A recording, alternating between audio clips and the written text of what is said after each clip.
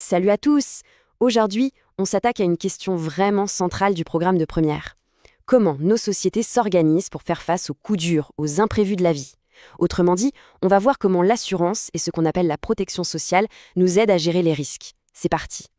On a tous connu ça, hein. Le smartphone qui tombe, écran fissuré, la panique, ou alors tomber malade pile la veille d'un contrôle super important.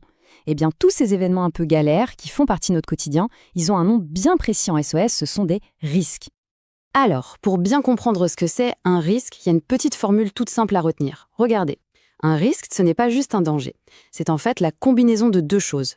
D'un côté, il y a l'aléa, c'est-à-dire un événement possible mais incertain, et de l'autre, il y a l'enjeu. C'est ce qui a de la valeur pour nous, ce qu'on peut perdre.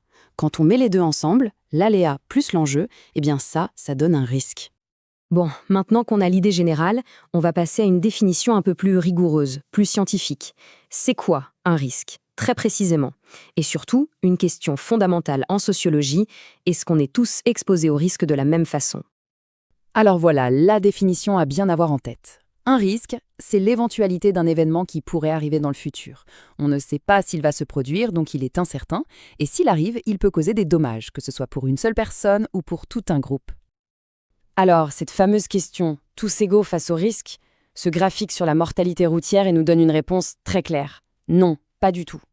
On voit tout de suite que le risque de mourir sur la route est bien plus élevé pour les hommes que pour les femmes. Et si on regarde de plus près, on voit un pic énorme pour les jeunes hommes entre 15 et 29 ans. Donc, l'exposition au risque, elle dépend de facteurs bien concrets, comme l'âge ou le genre. Ok, donc les risques existent, ils sont partout, et on n'est pas tous logés à la même enseigne. La question qui se pose, c'est on fait quoi? Comment est-ce que la société s'organise pour qu'on puisse se protéger, ensemble et individuellement? C'est ce qu'on va voir tout de suite. La première grande solution, la première grande idée que nos sociétés ont eue, c'est l'assurance. C'est un mécanisme assez génial où l'on se protège d'un risque personnel, en fait, en rejoignant un groupe. Le cœur de l'assurance, son secret, c'est ce principe, la mutualisation. L'image est parfaite, c'est le « tous pour un » des trois mousquetaires. L'idée est simple, on met tous nos risques en commun. Chacun paye une petite somme, qu'on appelle une prime d'assurance, dans un grand pot commun. Et si l'un d'entre nous a un problème, s'il subit le risque, eh bien c'est ce pot commun qui va servir à l'indemniser. Et voilà la définition plus officielle de la mutualisation. C'est le principe qui consiste à répartir le coût d'un pépin, d'un sinistre, sur un très grand nombre de personnes.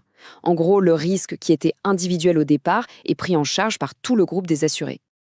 Mais attention, une assurance, ça ne fait pas que payer quand ça va mal. Ça agit aussi en amont, c'est-à-dire avant que le problème arrive. Ça, c'est la prévention. On essaye de réduire la probabilité que le risque se réalise. Pensez aux campagnes de sécurité routière, par exemple. Et puis, l'assureur lui-même doit gérer ses risques. Il va faire de la diversification.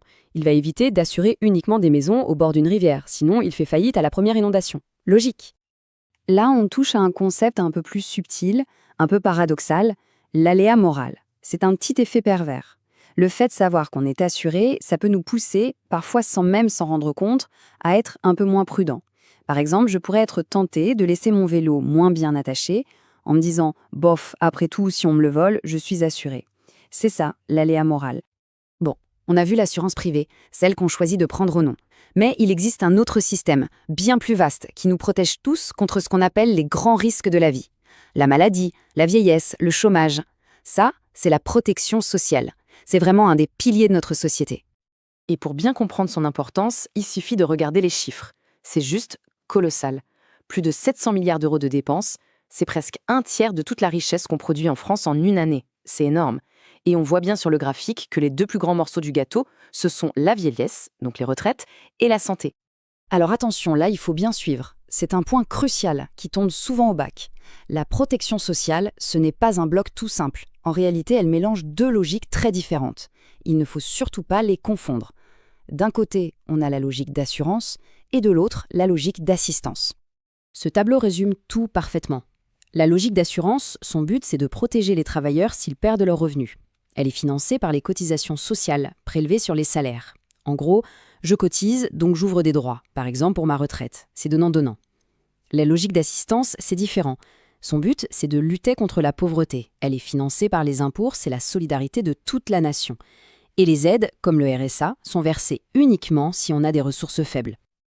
Allez, à cette théorie, on passe à la pratique. Le meilleur moyen de voir si tout ça est bien clair, c'est de se mettre en condition bac. On va décortiquer ensemble un document statistique, comme ça pourrait vous arriver le jour J.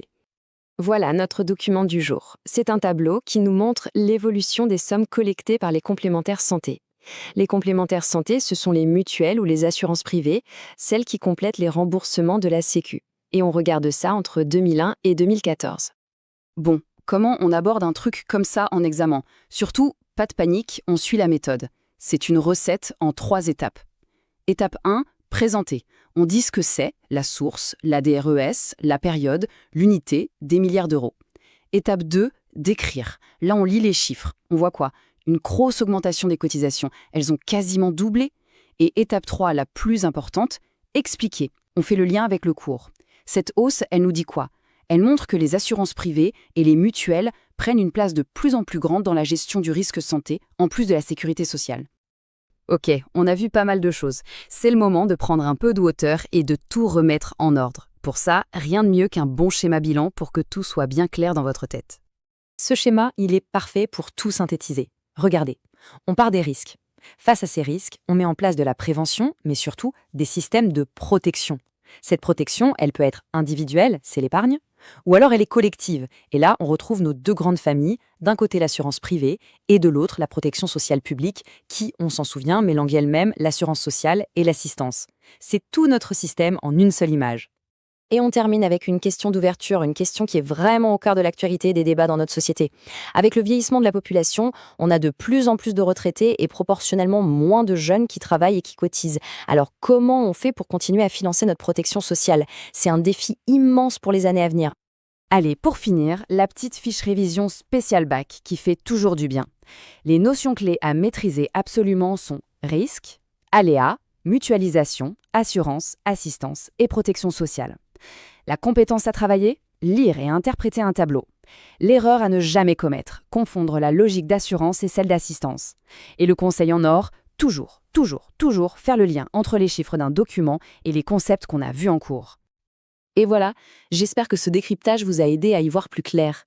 Si ce cours vous a permis de mieux comprendre le monde qui nous entoure, n'hésitez pas à liker, à vous abonner et surtout à le partager avec vos camarades de SES. Bon courage pour les révisions et on se retrouve très vite.